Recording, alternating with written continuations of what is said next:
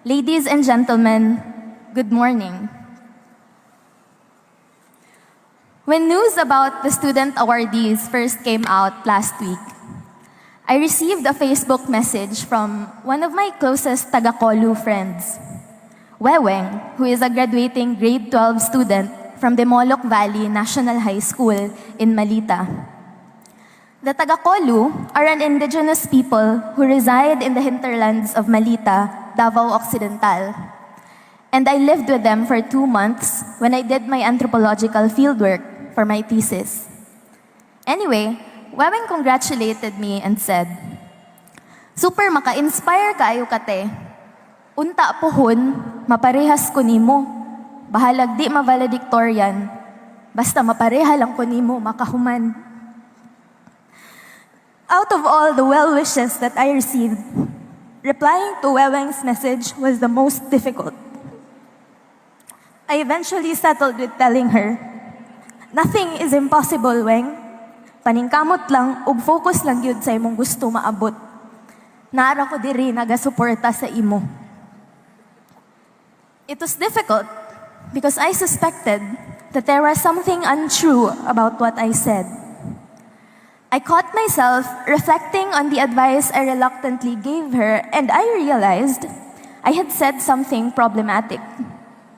Paningkamot in academia tends to favor people like me, as with most of us Ateneans who have the privilege and the luxury to study without needing to worry about other things. Most of my friends and relatives, having heard about the news of my receiving these awards, would have probably thought that I did it again, that I made it out of sheer will, hard work, and intellect. But in reality, I have been able to excel because my parents worked tirelessly to ensure that I had all the comforts necessary to focus on my academics. I had the luxury of being a full-time student and of living in a comfortable dormitory as I studied away from home. Despite having to deal with making ends meet, my parents never made me feel that I had to worry about helping them pay the bills. In contrast, Weweng does not enjoy the same privileges. She hails from a historically marginalized taga-colu community that continues to be neglected by the state and deprived of services that it is supposed to offer its citizens. Her parents have not had any form of mainstream education, and during the time of my fieldwork, they were wage laborers in a land their ancestors used to own and till.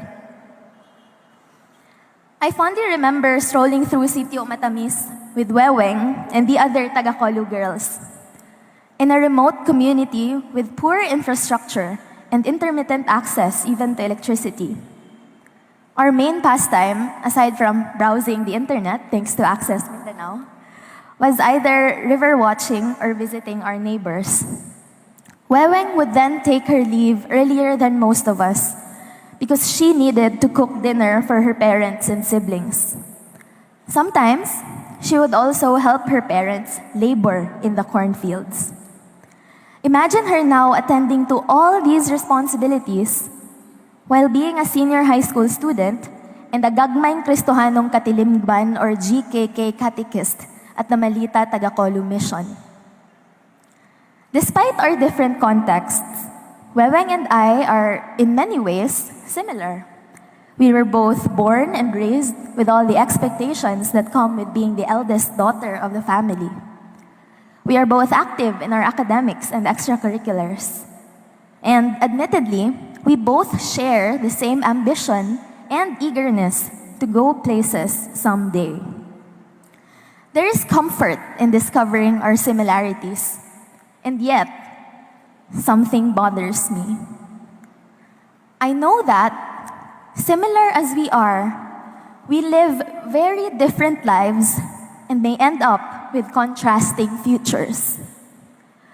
While I certainly do not doubt her intellectual abilities, I recognize that Weweng will have to hurdle more structural barriers in order to achieve her dreams.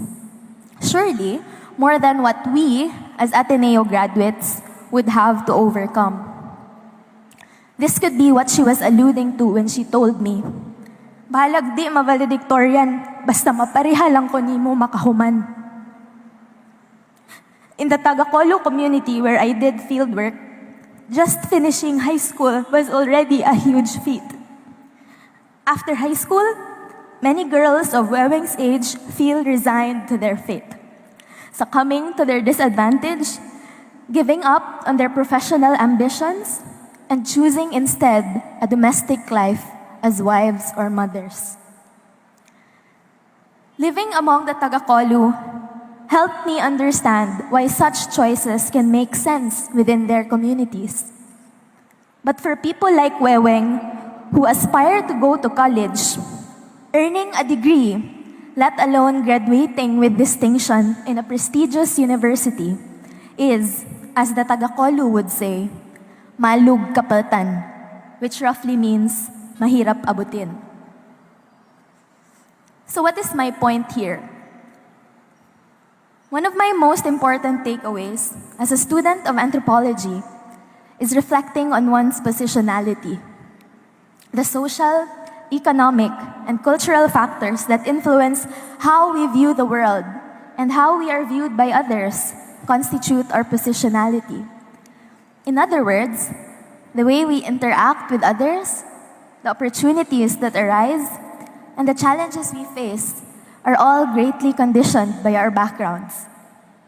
Someone like me, who hails from a middle-class settler family in Butuan City, might be able to enjoy more advantages in the mainstream world than someone of Lumad ancestry like Weweng, who grew up in the peripheries with little to no access to social services.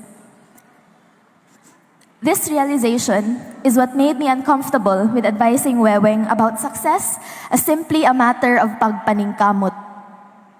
I knew very well that what went unrecognized in my own pagpaningkamot was the structural privilege that rewarded my own hard work with success. Weweng and many others like her do not lack pagpaningkamot. I have seen that they are just as hardworking as any of us here has been or will ever be. The problem is not Weweng not yet working hard enough, or Weweng not too focused enough on her goals. Rather, the problem lies in a society and its institutions that continue to exclude and oppress, that makes it even more difficult for someone of Lumad ancestry to overcome barriers and succeed like the rest of us. What does this have to do with us, my fellow graduates? We have spent our years in Ateneo de Davao acquiring a strange vocabulary with phrases like social justice and the common good. We have been encouraged in not so subtle ways by the Jesuits and their accomplices to be in the service of others, especially those who have less in life. We have been challenged to walk the talk. In other words, we're being asked to consider how the privilege of an Ateneo education can be a force for good in this world. But here's a critical point of reflection as we stand on the verge of this life-defining moment. How would we know what to do with this Atenean privilege if we are not aware of how it shapes how we see the world and how others see us? I suggest that we begin by taking a long, honest look at ourselves and asking the uncomfortable question about how we have come to acquire our privilege and how others are deprived of it. My fellow graduates, let this privilege be a nagging source of discomfort, for its mere existence is an unfortunate reminder that social injustice prevails. Coming to terms with the advantages that we did not earn requires intense self-scrutiny. Coming to terms with the advantages that we did not earn requires intense self-scrutiny. But it also entails a readiness to empathize and learn from the experiences of those who come from the fringes of mainstream society. Furthermore, it demands that we actively challenge and dismantle inhumane systems that disrespect and devalue the humanity of those who are different from us. In the concrete, this means, first, using our privilege to amplify the voices and experiences of those who are underprivileged, a task which can no doubt be done by the brilliant writers, researchers, and online content producers of our batch.